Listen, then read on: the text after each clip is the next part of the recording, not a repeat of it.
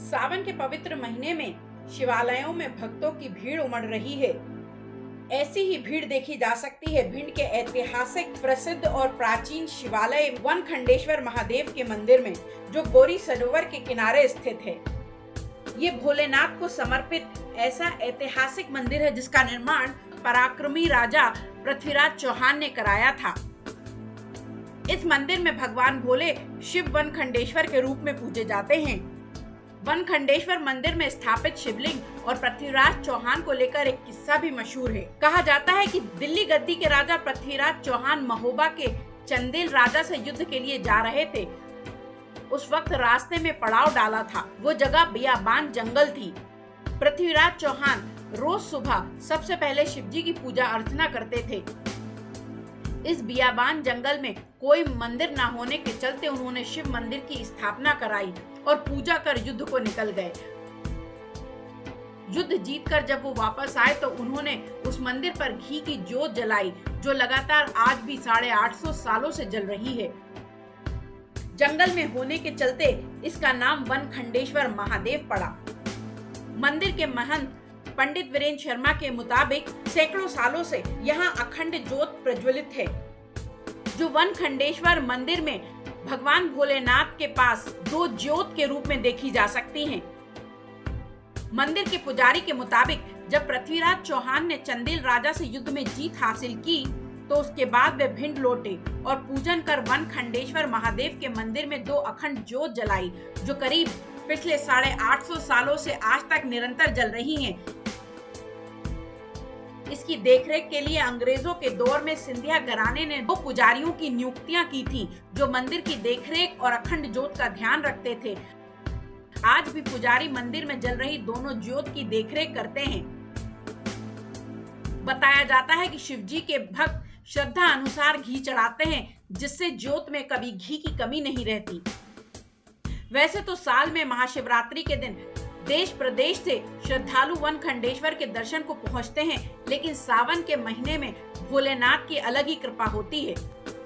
इसलिए कांवड़िये दूर दूर से जल भरकर लाते हैं और यहाँ शिवजी का अभिषेक करते हैं। भक्तों की भीड़ को देखते हुए मंदिर प्रशासन भी सुबह 4 बजे से दर्शन के लिए भोलेनाथ के पट खोल देते हैं, जो रात के 11 बजे तक खुले रहते हैं। सावन के सोमवार को लगने वाली भीड़ को काबू में रखने के लिए यहाँ भारी संख्या में पुलिस बल तैनात किया जाता है। रास्ते में लोगों को परेशानी न हो, इसके लिए 1 किलोमीटर दूर से ही सभी रास्ते डाइवर्ट कर दिए जाते हैं। मंदिर के आसपास सभी वाहनों का प्रवेश प्रतिबंधित रहता है। यहाँ बहुत कम से 35-36 साल से यहाँ जुड़े हुए हैं और प्राचीन काल मंदिर बहुत पुराना मंदिर है और पृथ्वीराज चौहान का यहाँ आए हुए तब से मंदिर बना हुआ और उनने स्थापना कराई थी। ये दीपक उनने ही जलवाए थे। जब उनने यहाँ आए थे तब यहाँ उनने विश्राम किया था रात की, तो माँ ये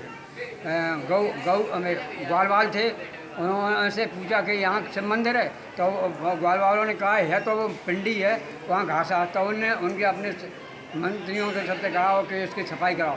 तब ये भोलेनाथ बनखंडेश्वर बाबा प्रचलित हुए।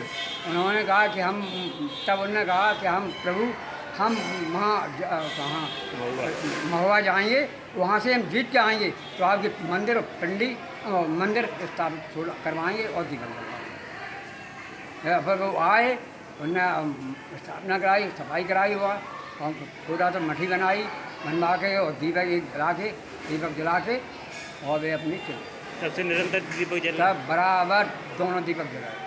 एक दीपक 1.25 किलो का है, 2 दीपक 2.5 किलो। सबसे जुड़े हुए क्या आस्था है आपकी, क्या मनोकामना? भोले बाबा से आस्था से आता है और मंदिर में जो मांगता है मन कामना से पूर्ण, उसकी मनोकामना पूर्ण होती है। और जो श्रद्धा से कहा था कि हम हमारा मनोकामना हो, हम 1.25 किलो घी चढ़ाएँगे या हम जो छत्र चढ़ाएँगे या जो चढ़ाएँगे, तो उनकी कामना होती है, वो अपने पूरा मन।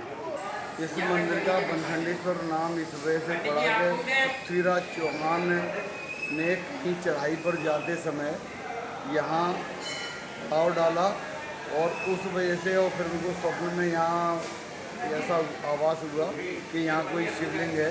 तो ये बनखंड था, यहाँ जंगल प्रदेश था। तो उसमें खुदाई करके यहाँ उन्होंने शिव जी की शिवलिंग की प्राप्ति की और स्थापना की। तो इस वजह से इसका नाम बनखंड पड़ा, बरखंडेश्वर महादेव का। कौन से सन की ईस्वी की जो ये पृथ्वीराज चौहान की लगभग 12वीं सदी की बात है, उसी समय से यहाँ अपना है। यह अखंड ज्योति तभी से स्थापित ये हुई अखंड ज्योति भी तभी से जल रही है और निरंतर जल रही है और निरंतर पब्लिक के सहयोग से जलती रहती है। इसके लिए पब्लिक अपनी व्यवस्था पूरी करती है। शिवरात्रि और श्रावण मास में भक्त लोग आते हैं, काफ़ी भीड़ होती है, क्या मान्यता है?